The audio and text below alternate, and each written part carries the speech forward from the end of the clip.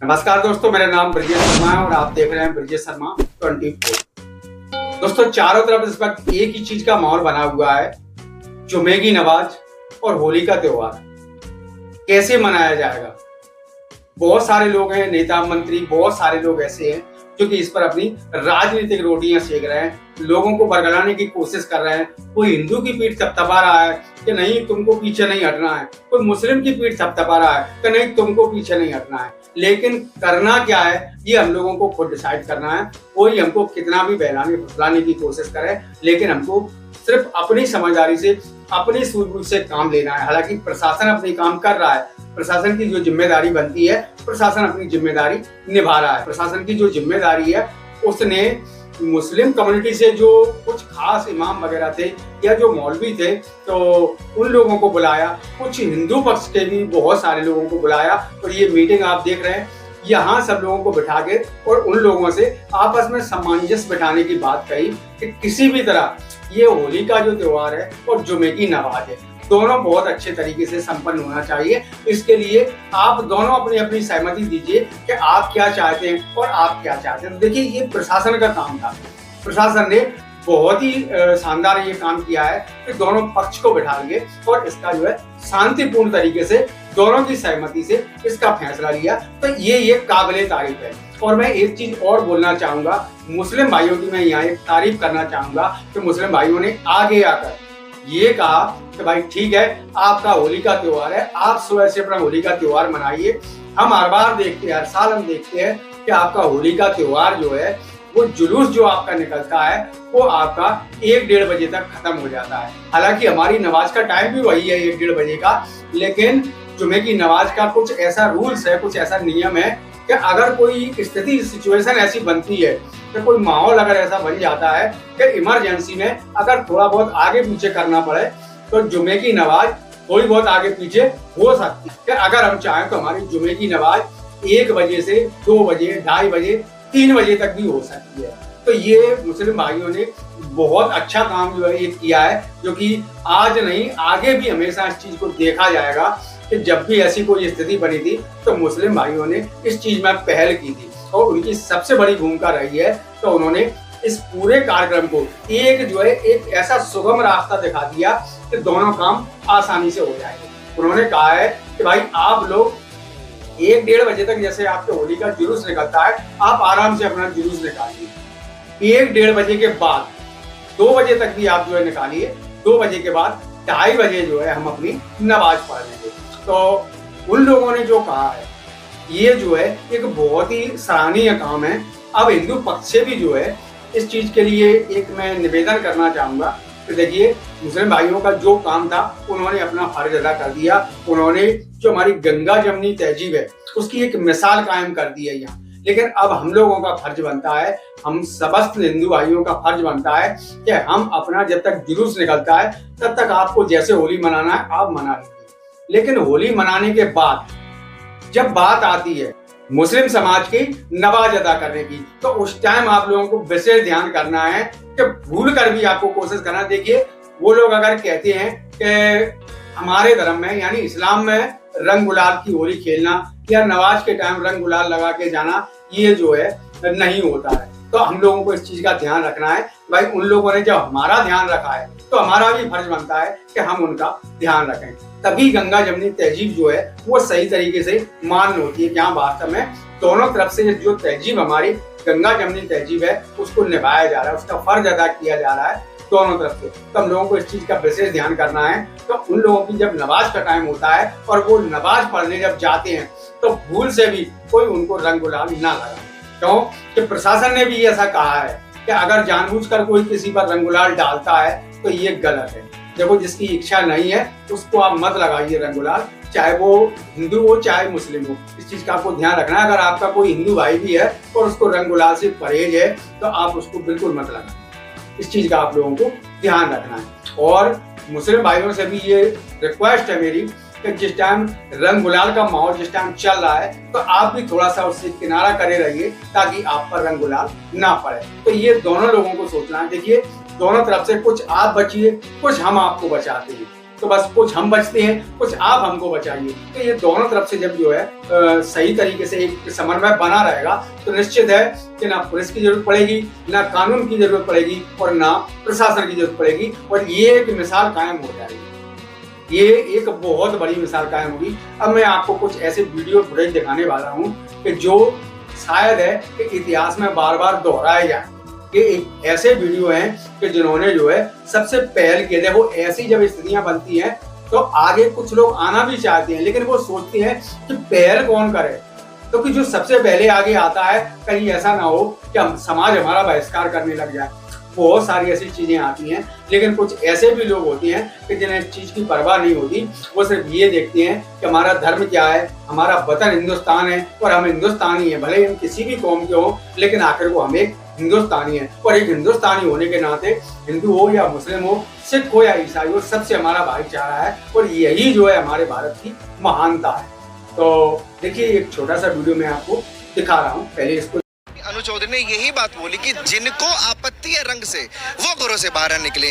तो सीओ अनु चौधरी का जो तबादले की बात मौलाना कौसर हयात ने कही, उनको दो शब्द क्या बोलेंगे? देखो, उन जनाब को ये चीज मालूम नहीं कि उन्होंने कहा क्या।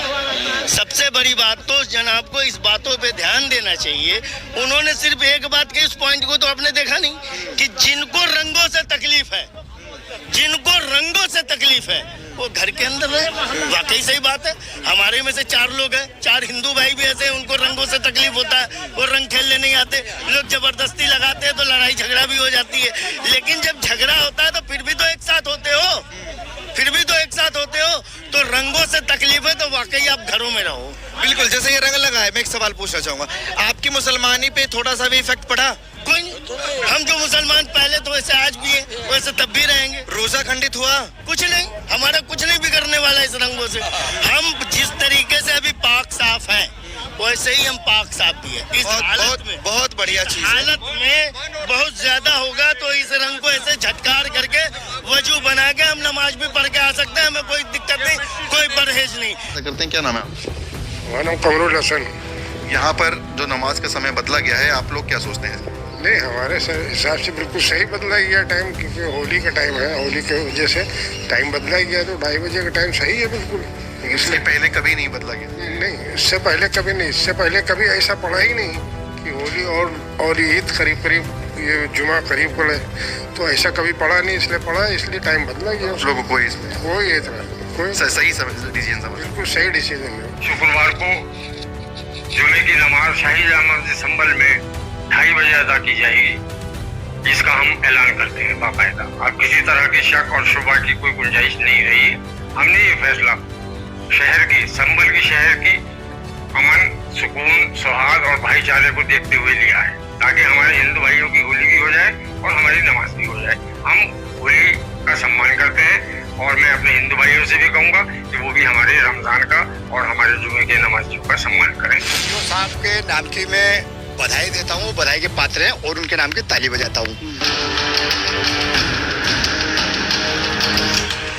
हिंदू मुस्लिम इस समय आप देख सकते हैं कि यमुना के किनारे गले मिल रहे हैं, होली खेल रहे हैं। साहब, फतवे से डर नहीं लगता आपको? अरे ऐसे फतवे से क्यों? रंग लगाने से फतवा जारी होगा? आपको नहीं पता क्या हो रहा है इस देश में? मैंने देखा उत्तर प्रदेश के संभल में जो अभी माहौल बनाया जा रहा है ना राजनीतिक द्वारा कि हिंदू मुस्लिम को लड़ाने के लिए, उसी चीज को मैंने यहाँ पर यमुना घाट पे पहुंचा कि मैं आज चलूंगा वहाँ से हिंदू मुस्लिम का एक साथ संदेश दूंगा।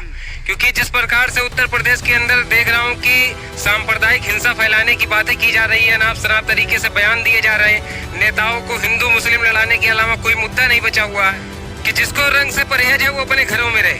क्यों? क्योंकि हमने भी कोरोना जैसी वैश्विक महामारी में अपने घरों में नमाज अदा किया था।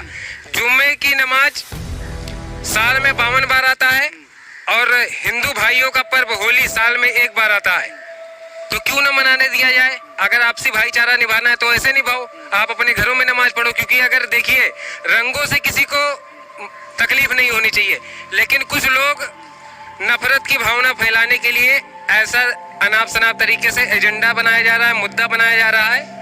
और उत्तर प्रदेश इस्लाम में, कुरान में कुछ ऐसा लिखा है कि कलर नहीं लगाना चाहिए? क्यों नहीं लगाना चाहिए? देखिए, मैं तो उत्तर प्रदेश से बिलोंग करता हूं और उत्तर प्रदेश में मैं आपको बता देना चाहता हूं कि उत्तर प्रदेश के बाराबंकी जनपद में देवा शरीफ नाम से एक मशहूर प्रख्यात सूफी संत वहां पर जब आप देखते होंगे कि होली के त्योहार, होली का पर्व उसके अंदर मनाया जा सकता है, बिल्कुल अंदर मनाया जा सकता है। आप गूगल कर लेना है या सोशल मीडिया पे आपको मिल जाएगा।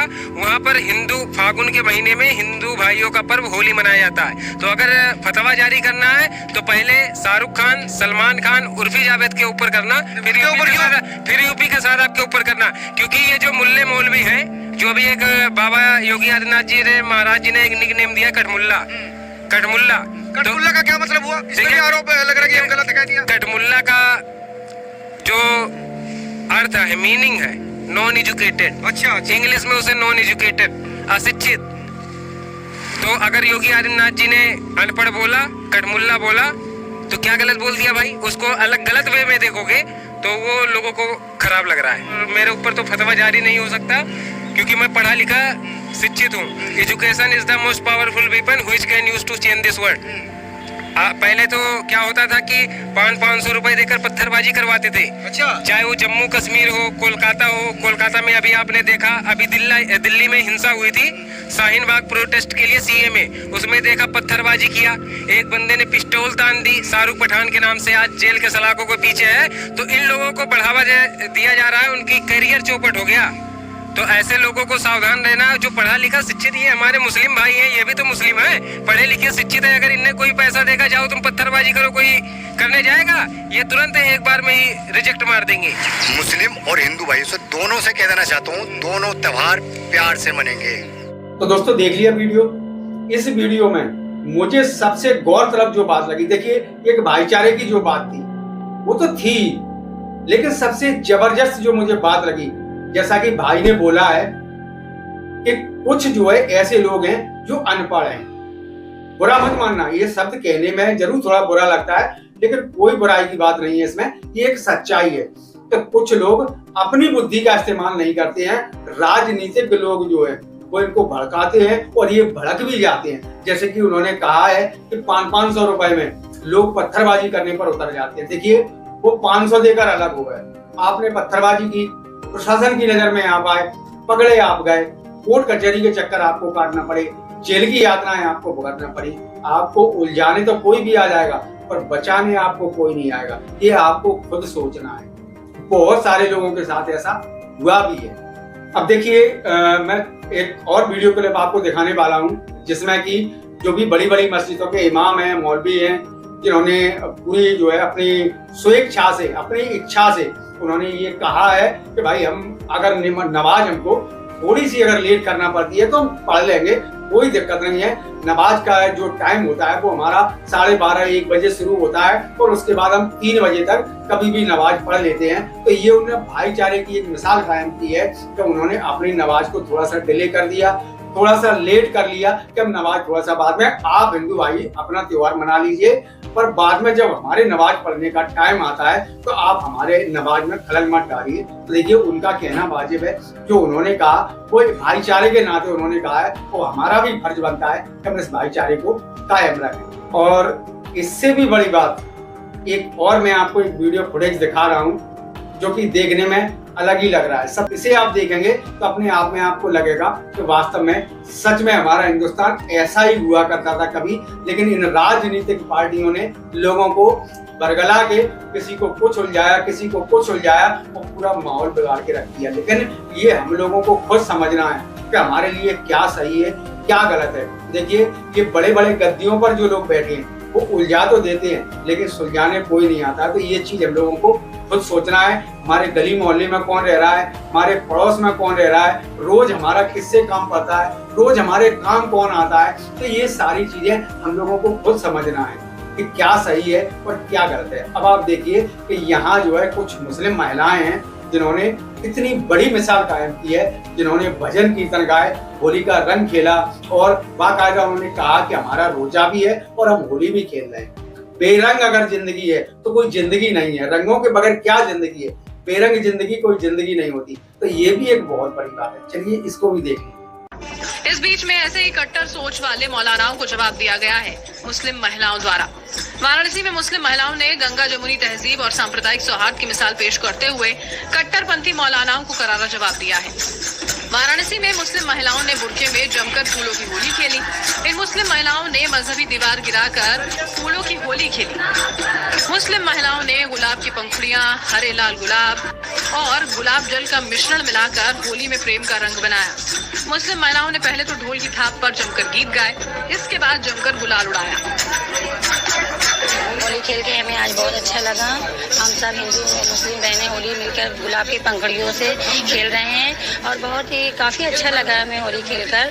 और मैं उन कट्टरपंथियों को दिखा देना चाह रही हूँ कि जो गलत अफवाहें फैलाते हैं कि होली खेलना हराम है, तो वो वही सब मैं उन लोगों को दिखा देना चाहती हूँ कि हम हिंदू मुस्लिम बटे नहीं हैं, सब एकता और भाईचारा के काम कर रहे हैं। और अपने मुस्लिम समाज में भी ये संदेश पहुँचा देना चाह रही हूँ कि हम जो हमारे देश की संस्कृति है उसको देखते हुए हम अपने गुलाब की पंखुड़ियों से होली खेल रहे हैं। कट्टरपंथियों को संदेश देने का काम कर रहे हैं, जो होली के रंगों के नाम पर नफरत फैलाते हैं और एक दूसरे को बांटने का काम करते हैं। आज रोजे का समय चल रहा है, मगर हम लोग ने रोजा रख करके होली खेला है। और होली एक ऐसा त्यौहार है जो आपस में प्रेम, सौहार्द, भाईचारे का संदेश देता है, भाईचारा फैलाता है, आपस में प्रेम बढ़ाता है। होली पर लोग नफरतों को भूल करके एक दूसरे को रंग लगाते हैं, एक दूसरे के गले मिलते हैं। तो हम लोग भी अपने पूर्वजों के लिए जो होली का रंग जो हमारे पूर्वजों के खून में शामिल है, उनके लिए हम होली खेल रहे हैं, मना रहे हैं। हर साल मनाते आए हैं, हर साल मनाते रहेंगे। हम लोग मिल के भाई बहन हैं, मुस्लिम मिल के रहेंगे, होली मनाएंगे, होली खेलेंगे। तो दोस्तों मैं बाहर तो कहीं नहीं गया, घर में ही बैठ के मैंने सैकड़ों वीडियो देखे दिन भर में, और मुझे जो अच्छा लगा, जो मुझे लगा कि हाँ ये वास्तव में कुछ ऐसी चीजें हैं कि जिससे लगता है कि आज भी हमारे देश में, आज भी हमारे हिंदुस्तान में गंगा जमनी तहजीब जिंदा है। तो उसकी मिसाल जिन लोगों ने कायम की है, उन लोगों के मैंने सारे वीडियो फुटेज ये निकाले हैं, आप लोगों के सामने पेश किए हैं। ये मेरी मानसिकता है कि मुझे ये अच्छा लगा कि हम लोग सब घुल मिल के रहें, एक साथ रहें, जैसा कि हमारा भारत देश हुआ करता था। आज भी एक गुलसिता की तरह, जिसमें सैकड़ों तरह के फूल हैं, लेकिन पूरा एक गुलसिता बनकर जो है, एक पूरा गुलदान बनकर एक सामने खड़ा है। तो वही चीज जो है हमारे साथ रहनी चाहिए। दोस्तों उम्मीद है जानकारी अच्छी लगी होगी, वीडियो पसंद आई होगी। जाते जाते एक रिक्वेस्ट और आप लोगों से करना चाहूंगा कि अगर हो सके तो कुछ ऐसी मिसाल कायम करना। हिंदू भाइयों से भी मेरा निवेदन है और मुस्लिम भाइयों से भी, एक ऐसी मिसाल कायम करना कि पूरी दुनिया इस चीज को देखे कि ये देखिए, इसे कहते हैं कि इतना बड़ा देश जिसमें 140 करोड़ लोगों की आबादी हो, जहाँ हिंदू और मुस्लिम काफी मात्रा में है, लेकिन इसके बावजूद भी जो है दोनों के त्योहार एक दिन पड़ते हैं, लेकिन कितनी समानता के साथ दोनों त्योहार बहुत अच्छे तरीके से मनाए जाते हैं। हिंदू भाइयों की होली भी मनाई जाती है और मुस्लिम भाइयों की जुमा की नमाज भी अदा होती है। तो दोस्तों इस चीज को आप लोगों को जो है कुछ ऐसा करके दिखाना है कि सारी दुनिया देखती रह जाए कि इसे कहते हैं हिंदुस्तान। चलिए दोस्तों मिलते हैं फिर किसी नेक्स्ट वीडियो में, तब तक के लिए thank you all of you.